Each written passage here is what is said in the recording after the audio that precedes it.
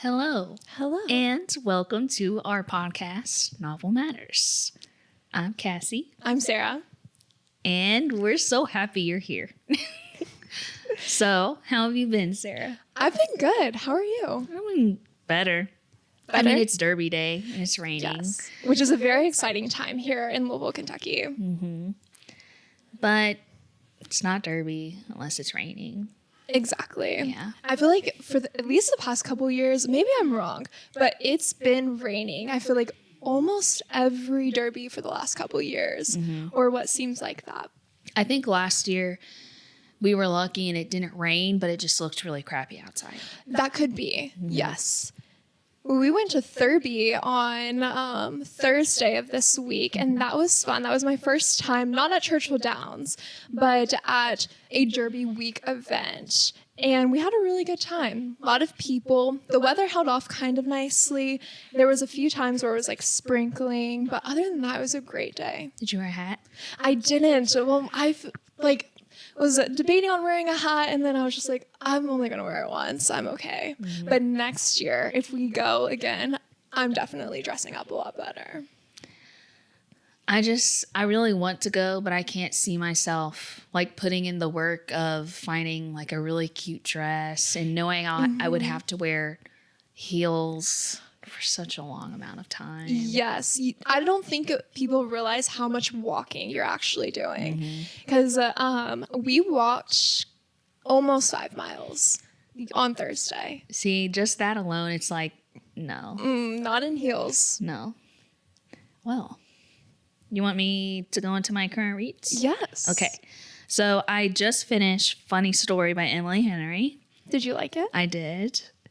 But it's like the same thing with romance novels. Like as soon as I finish them, like 2 days later, it's all out of my brain, you know?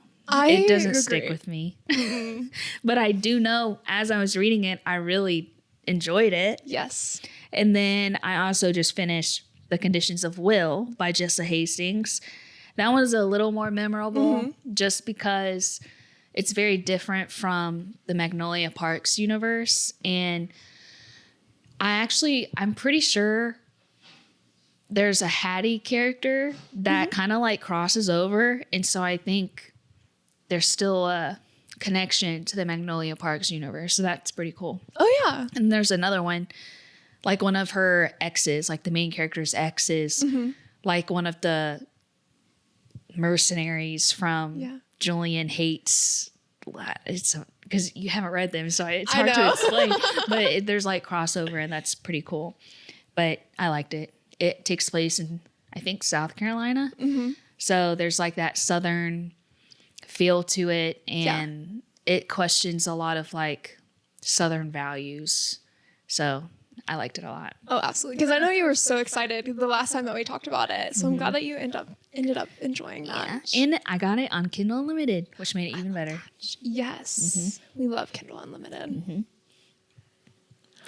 Really, I haven't been reading as much as I have been, but still trying to finish The Wedding People for our book club. I'm almost done with it. So I'm like right at the very end. And then last time we spoke, I was reading Almond by Sun Won Young, and I finally finished that, and that was an excellent book as well. But other than that, I haven't really picked up anything. Yeah, I'm not reading as fast as I used to, but I think I just have a life now, and it's kind of gotten harder to make time for reading. But in the mornings, I would usually like wake up, make my coffee, and watch TikToks. Which I know is not great. It's unhealthy. But now I've kind of switched to make coffee and read. That's a healthy And when it's on my alternative. phone, like the Kindle app, it makes it a lot easier. So I've been doing that a lot recently. So I need to be like you, because in the mornings I am dead. I cannot do anything else other than just get ready. And I'm the type of person who likes to wake up like at the very last minute that I have to, and then I have to get ready because I have no other option to get ready. yeah, that's how I used to be. And then when I started like my full-time teaching job, it was just like, I feel like I need more time to myself in the morning before I just dive into school. Oh, like, all over absolutely. again. So it's nice having like me time in the morning. I love that. That's so nice. What about TBR? What's coming up on your reading list? I don't think I have too much of anything either, honestly. I haven't really been, because I feel like TikTok definitely gives me my recommendations a lot, and I haven't seen a lot of recommendations recently that have been pulling me. What about you, though? Well, you know about our trip. Yes. We're leaving May 26th, so it's That's soon. so soon. And my mom, she read this golfing book. Okay. Because you know how we're into golf. So our first stop is Edinburgh. And it's close to St. Andrews, which is where golf started. Okay. So we're going to take a little day trip, go there. And she was like, you have to read this book. And it's called An American Caddy in St. Andrews by Oliver Horowitz. Is that nonfiction? I think. Okay. So I think it is. But yeah, she was like, you have to read it. It'll make your experience so much better when we go to St. Andrews. So that's on my reading list. I'm probably going to have to start that after I finish the Daisy Hates novel I'm currently reading. And it's also on Alex's list. Nice. Like, Mom was like, you need to read it. You always say that your mom has the best recommendations for books, too. So I'm sure that will not disappoint you. Yeah, so I'm excited. And then after that, I'm not sure. I might reread Still Life, the Florence novel. But I'm kind of just feeling things out, like going with the vibes a little bit. Yeah. So we'll see. What are you kind of feeling, though? I've been reading a lot of romance novels lately, so I feel like it might be time for a epic fantasy. Oh, absolutely. But we'll see. I know Rachel Gillig is about to release that one. So I can't remember the title. It's something about a moth. Okay. I think I know what you're talking about because I think we talked about this a little bit the last time. Is this part of her One Dark Window series? No, I think it's different. Different? Okay. Yeah. It's just an entirely different series she started. Nice. So, but we'll see. Nice. So you have to let me know how that goes. I will. So, our book for this podcast episode is The Nightingale by Kristin Hannah. Do you want to start off by giving our readers the summary? I can. So The Nightingale is a historical fiction novel set in Nazi-occupied France during World War II. It follows the two lives of estranged sisters, Vianne and Isabel, who must navigate the war in drastically different ways. Vianne, a cautious and devoted mother, is forced to house a Nazi officer while quietly resisting in small, life-saving ways, such as hiding Jewish children. Isabel, rebellious and impulsive, joins the French resistance under the codename the Nightingale, helping downed Allied airmen escape over the Pyrenees. As the war intensifies, each sister is pushed to her emotional and moral limits. Through love, loss, sacrifice, and courage, they both discover what it truly means to survive and to fight for something bigger than themselves. So, just to warn you all, this podcast will have spoilers. So if you have not read this book and you want to, stop listening now because we don't want to spoil this wonderful book for you. You'll definitely want to read it, though. And then we have some content warnings just in case. Yes. And those content warnings contain death, miscarriage, sexual assault, war, and anti-Semitism, along with others. So please be advised before you get into the book. Yes. So what was your rating? So I have to give you the backstory on this. I did read this book back in 2019. So that's almost about 6 years ago now. When we first said that we were going to read this book, I was like, I already remember everything that happened in this book, but I truly did not at all remember anything that I read back in 2019. So it was very nice and refreshing, like kind of knowing the backstory of the book in a way, but not being able to remember all of the parts. When I read this book again, I just remember like all of the feelings that I felt when I read that book in 2019. And it was just as devastating then as it was now. And I loved it. What were your first impressions? Well, my mom, she always recommends the most depressing books. And that makes me not want to read them because I don't want to feel depressed when I'm reading. I want to read things that make me happy. Yeah. And this was not a happy book. Not by any means. I was finishing, towards the end today, and Alex was just next to me in bed, and he looks over at me and he's like, "Are you crying?" And I said, "Yeah, Yes. I'm crying." And he just gives me the tissue box. Like, I have tears in my eyes right now just thinking about it. I know. So ignore that, please. But like I said, my mom recommends the most depressing books ever, and this was on her list. She's been trying to get me to read it for years, and I put it off for a long time. But I'm still glad I read it. You know how I like World War II Yes. typesetting books, so this fit the bill for that. But it's just very similar to The Book Thief, like similar themes, and I just loved it a lot. But my mom also, before I started reading it, she did point out that it's about two sisters. And she was like, "I can't wait for you to read The Two Sisters." Yeah. Crying. My mom was telling me before I started reading this that it's about two sisters. The older sister reminded her of me, and then the younger one reminded her of my little sister, Aubrey.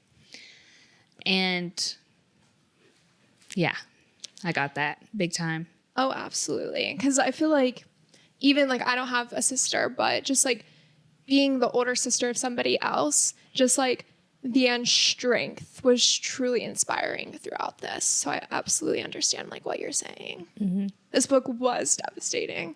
How are we going to talk?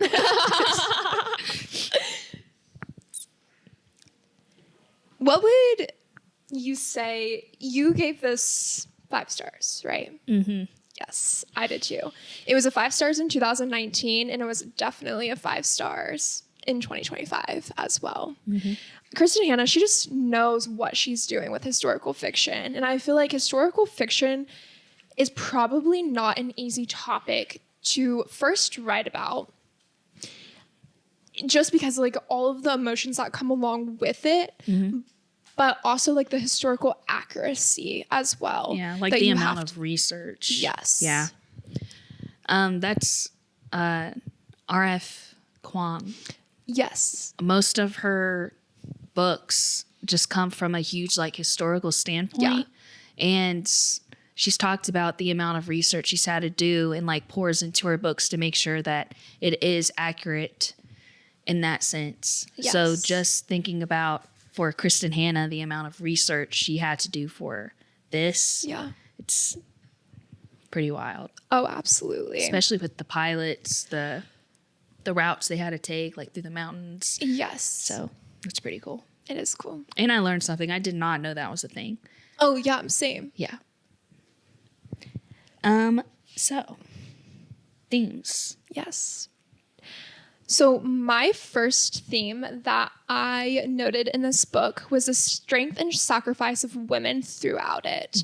And just like how I feel like a lot of women, this is my perspective, but get lost in the wartime because we are discussing the heroes who actually were fighting in the war, but we forget about like the home front and those who kept their families alive and well during that time.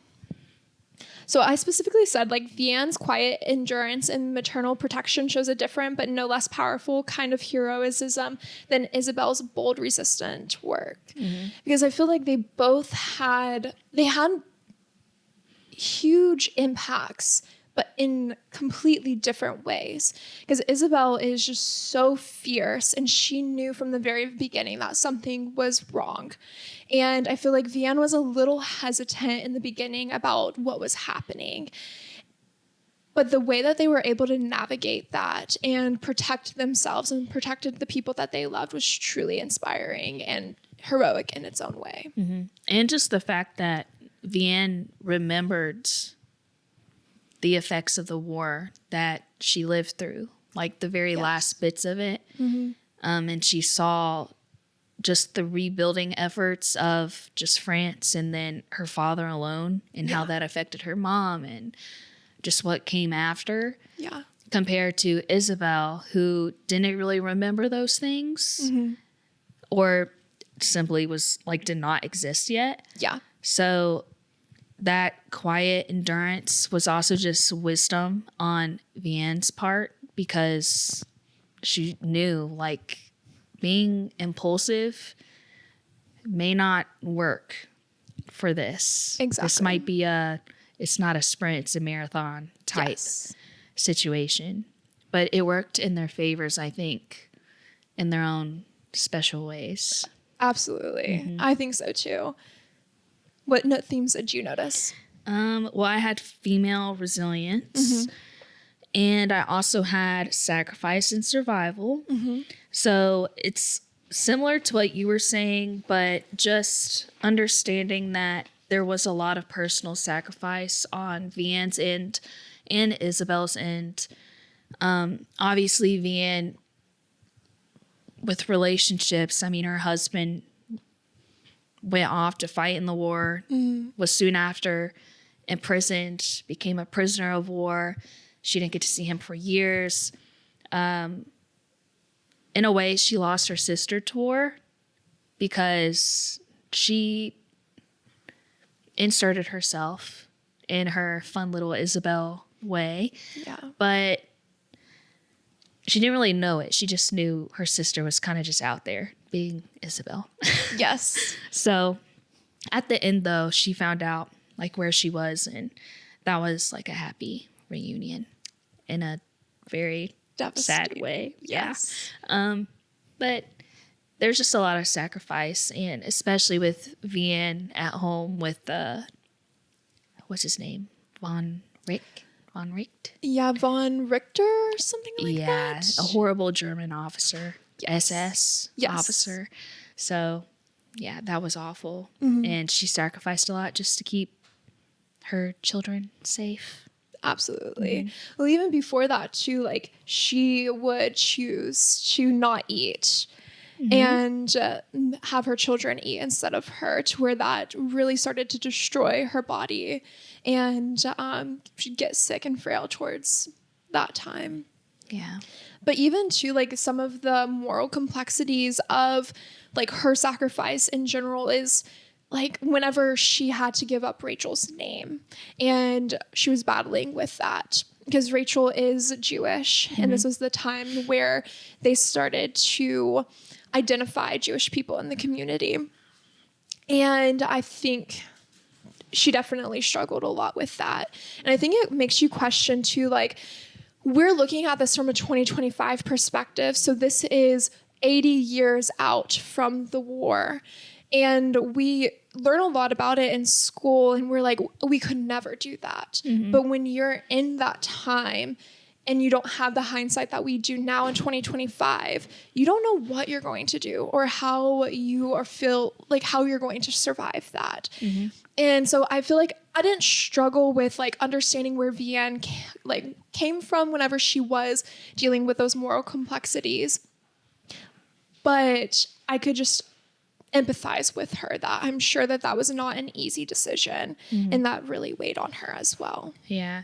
And at that time, I mean, the French were not, they all believed they were safe. Yes. So it's kind of one of those things where you think back to a time where someone asked you a question and you were just caught on your heels a little bit. Yeah. And you're not thinking about what you're saying until it's already out, and you're like, I just told like someone's secret because I just wasn't thinking about what the consequences of that could be. So I understood in a big way for Vianne, like what that felt like. Obviously not to that aspect, but Yeah.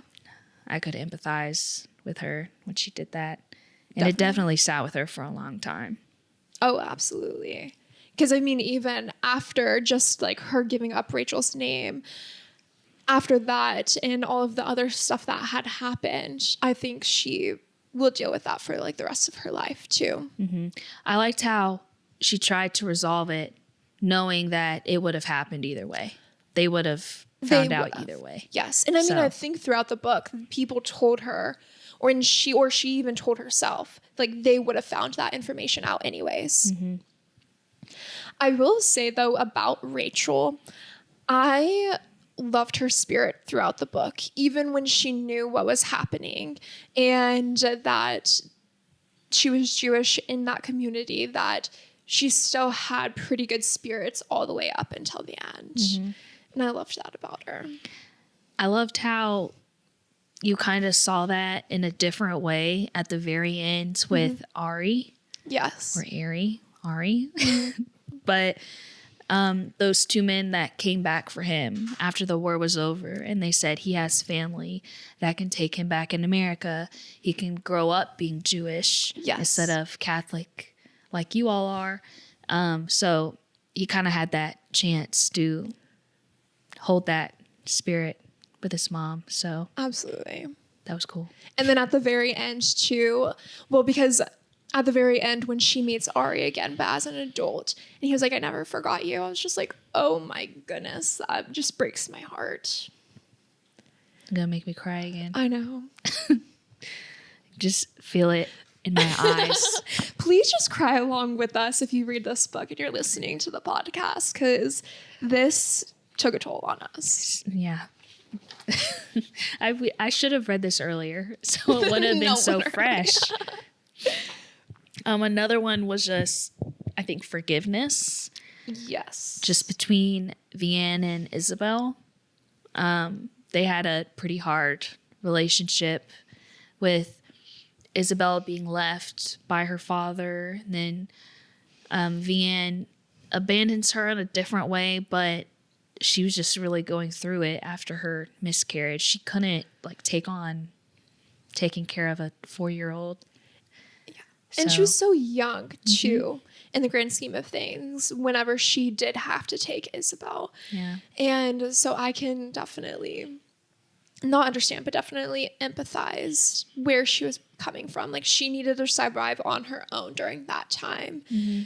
And it's heartbreaking that that Isabel had to feel alone and invisible throughout her life. Yeah, and she's just bouncing back and forth, always trying to go back to where she thought she might find love with her dad. Or I don't think she went back to Vianne that much, right? I don't think so. She kind of avoided going back to her. Yeah. And now I'm questioning why that is. Why did she always go back to her father instead of Vianne? That's a good question. I wonder if it's just because she never really knew her mom. So she was just seeking a father figure instead. Probably. Because I feel like there's definitely probably something there that you just want your parents' love and affection. If you're not getting that, then you'll seek out ways to try to find that again. Mm-hmm. But I did have love and loss there, that the novel doesn't shy away from showing how love both motivates resistance and makes loss even more painful throughout this book. Because there was a lot of loss and sacrifice over time, but there was also a lot of love as well. And Kristin Hannah definitely made that a theme throughout the novel. Yes. Especially at the end when Isabel was just recounting with her and what's his name? Gaetan. Yes. She said something about how it was just always about love. Not forgetting what you had, using it as something to push you. So that was definitely a theme throughout the novel. Mm-hmm. And I think even with Vianne, her love for her children and her husband, just waiting for him to come back to her, was prevalent. Is that the right word that I'm looking for? I would say that that's a good word for that. And I feel too, I remember in the very beginning of the book, how I can't remember exactly what Isabel said, but she was just saying how she was invincible. Nobody noticed it, or not invincible, but invisible, and how nobody notices you when you're invisible. And that like throughout her life, like she did feel abandoned by like her father, and then her mother passed away, and then Vianne sent her to boarding school after. So she was tossed around a lot, like we said. But just that like at the end of the day, she was truly loved by a lot of people. And I wish that she was able to find that throughout her life instead of at the end of her life. Yeah. She definitely had a found family theme in there for her character. Yes. I mean, what she did was so cool. I'm glad that was in the book because you forget a lot when you're learning about World War II, the smaller things that were going on to help our efforts to win the war. So that was a cool reminder. Yeah. It's not just about the men fighting in it, but what's the right word? What's happening behind the curtain, you could say? Yeah, definitely. Did you notice any symbolism in the book? Well, that tree in Vianne's backyard with the little ribbons or twine, her little reminders of the people she had loved and lost. I thought that was just a symbolism of grief and remembrance for those that she lost. Another thing was the home itself kind of just represented their sanctuary, but also vulnerability. And the symbolism of that kind of shattered when the German officer and then the SS officer ended up living in that home. So I thought that kind of just symbolized how bad the war had gone at that point when her sanctuary was kind of just crumbled and everything was taken. So yeah, that was a pretty creative bit of symbolism that was written there. What about you? What'd you see? Definitely the node to the nightingale, because the nightingale is a bird, and they reference like the actual nightingale bird a few times throughout the book, and how specifically the nightingale is a voice of hope and resistance amid the darkness of war. And then the bird is the metaphor that emphasizes stealth, courage, and the power of seemingly small acts to inspire great action, which I thought was beautiful. I liked how Isabel and Gaetan would use the nightingale sound. Yes. To like when they were out in the forest together to find each other. Yeah. I thought that was cool. It was just used in so many different ways. Yes. And I know it wasn't meant to be ignored, but it was hard to ignore because you're just set into the story. Yeah. And when you just keep coming across the nightingale in multiple ways, it almost took you out and you're like, oh, this does matter. It's not just something that you can read past. Like it's supposed to hold significance. So yeah, I liked how she did that, whether it was intentional or not. Oh, yeah, absolutely. And I thought it was truly like inspiring too that like the dad stepped up and he said that he was the nightingale towards the end of the book, whenever like they were really narrowing in on who the nightingale was, because they knew, I mean, she helped like over 120 downed airmen get out of occupied France and into like safe zones. And so since she did help a large number escape, they were really honing in on who the nightingale was. But they first did not think it was a woman who was doing that, which is kind of a little cover or a good cover for Isabel, that like even at the very end, when she was admitting that she was the nightingale, they still did not believe her and believed her father whenever he said that he was the nightingale to save Isabel. And that was really sweet. Yeah. That was when I started crying. Yes. There was multiple points throughout this book. Like yesterday when I was listening to it, because I listened to it and I also read it on my Kindle. So I was going back and forth, but I was like cleaning our bathroom yesterday with my headphones in, and the part where Sarah dies, I was like bawling my eyes out while like scrubbing the tub, and I'm like, oh my gosh, I can't do this anymore. And I think from there, after that, that whole book just I was crying all night after that. When Vianne went to that conference. But yeah, that was so upsetting knowing that Sophie's character, that was how her life ended, was through cancer. And like you said, her childhood was just given to war. I would have really liked seeing what it was like for her after.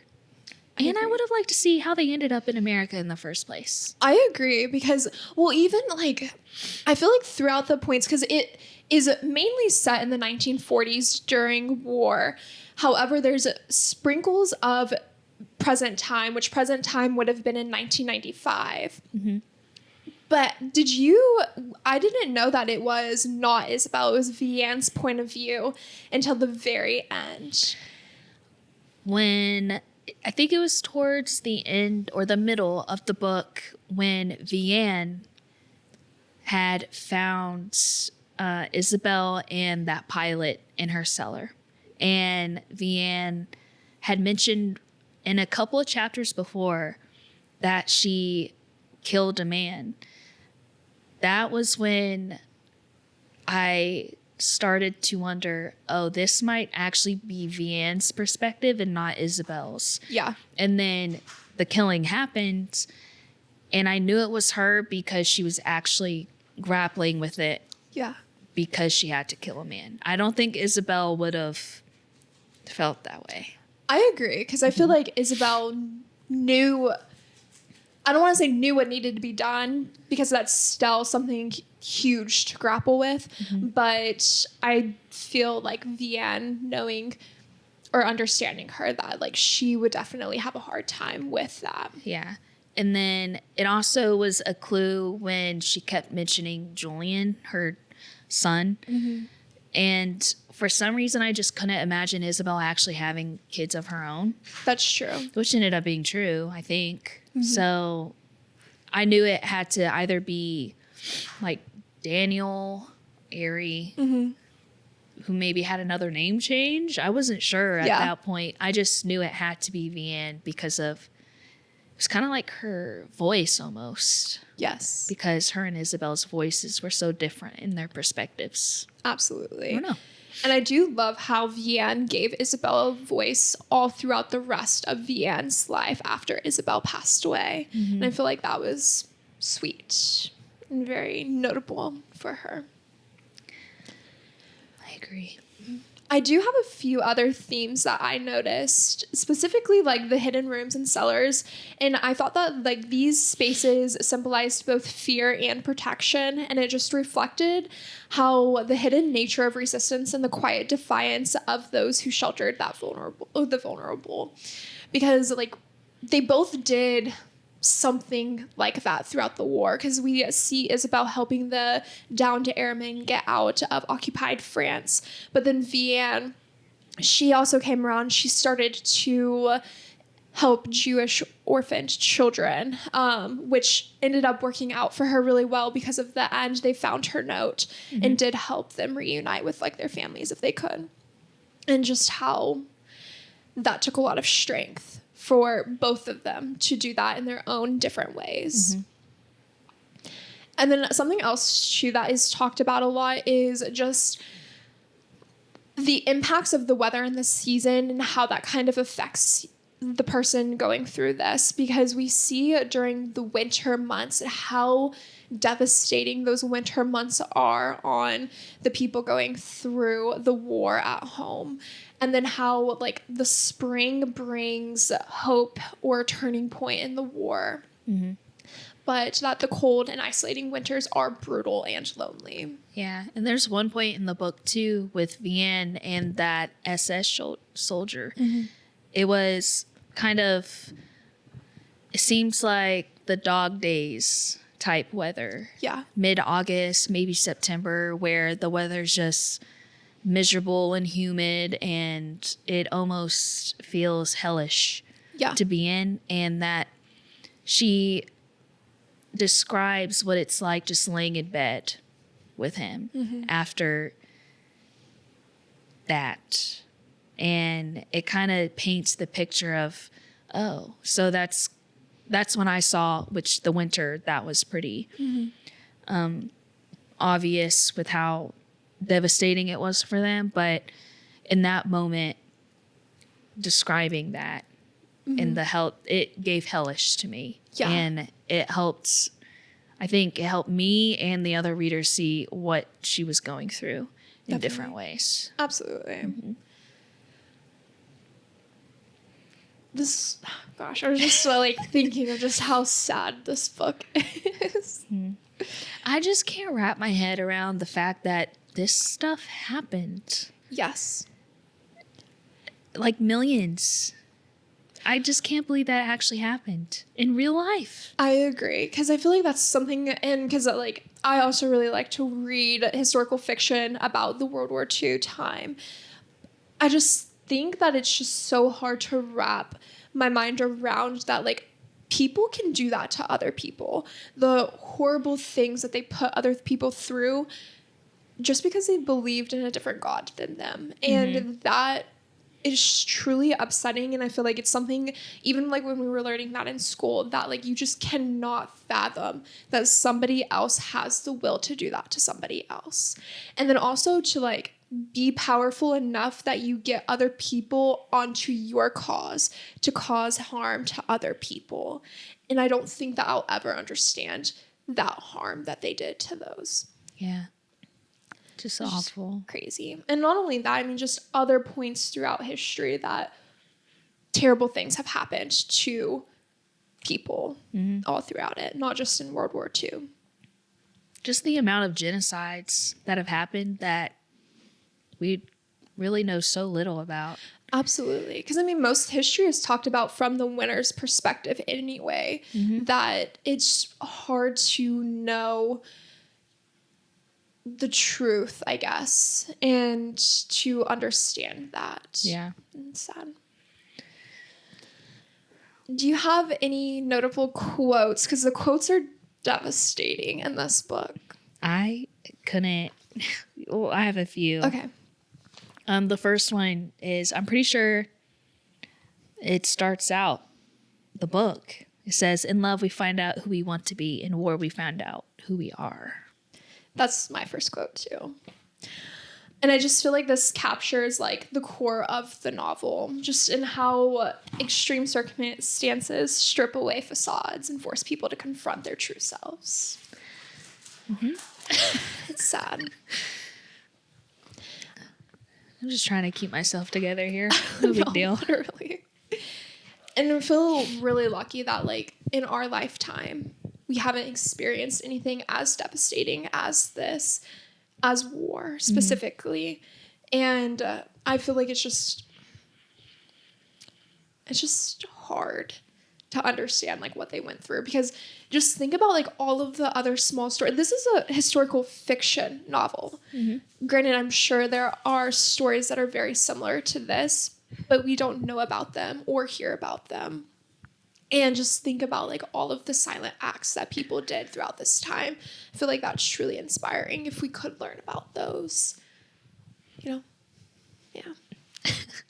I feel like my next quote, gosh, I'm probably going to cry, but he loves a version of me that is incomplete. I always thought it was what I wanted, to be loved and admired. Now I think perhaps I'd like to be known. And I think that goes back to like Isabel just wanting love throughout her life. And then only really receiving that toward, or what she felt like only receiving that towards the end, but then she reflected on it.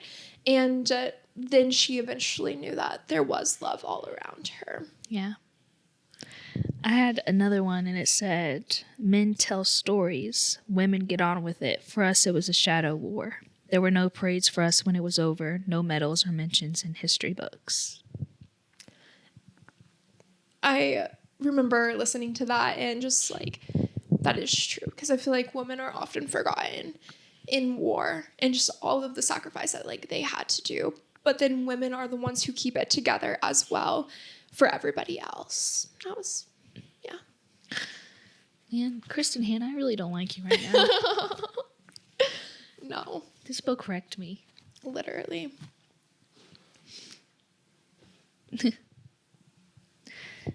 Okay. Yeah. Any more? Yes, I have one more. And this was towards the end of the book after Isabel got out of the concentration camps and she was sick. And she says, they couldn't touch my heart. They couldn't change who I was inside. My body, they broke that in the first few days, but not my heartbeat. That was really sweet. I had one. I think it might have been Vianne who said it, but it's brave. No, I'm terrified, but I'll do it anyway. That's what bravery is. I can't remember which one of them said it, but it could go either way, really. Oh, absolutely. So, I don't know. I just really love that because there's been so many times, and I think it's relatable, where people, even though they're terrified, they do brave things when it's necessary. So, yes. Yeah. The Vianne and Isabel were truly magnetic and inspiring in their own ways. And I feel like they both handled their situations in the war in admirable bravery. And I really like that. So should we go ahead and give a conclusion? Yeah. Okay. So The Nightingale is a powerful tribute to the untold stories of women in wartime, those who resist loudly and those who endure quietly. It reminds us that heroism comes in many forms and that the choices we make in moments of crisis define who we are. This book is with emotional depth, vivid stories, and unforgettable characters. This novel doesn't just recount history, it humanizes it. Whether you're drawn to the stories of resilience, sisterhood, or survival, The Nightingale offers a heart-wrenching but ultimately uplifting reading experience. This was definitely a book that I will remember for a very long time. And I'm glad that we read that. Yeah. It's going to take a long time to recover from it. Oh, absolutely. Should we go ahead and say what our next book is, though? Yeah. Did you write the author down? I didn't, but let me look it up really quickly. It's Never... What was it again? Never Let Me Go. Mm-hmm.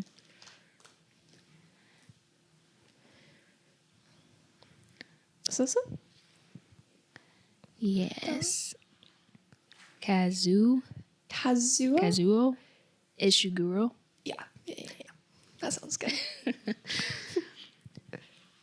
Yeah, I think it looks really good. I think so too.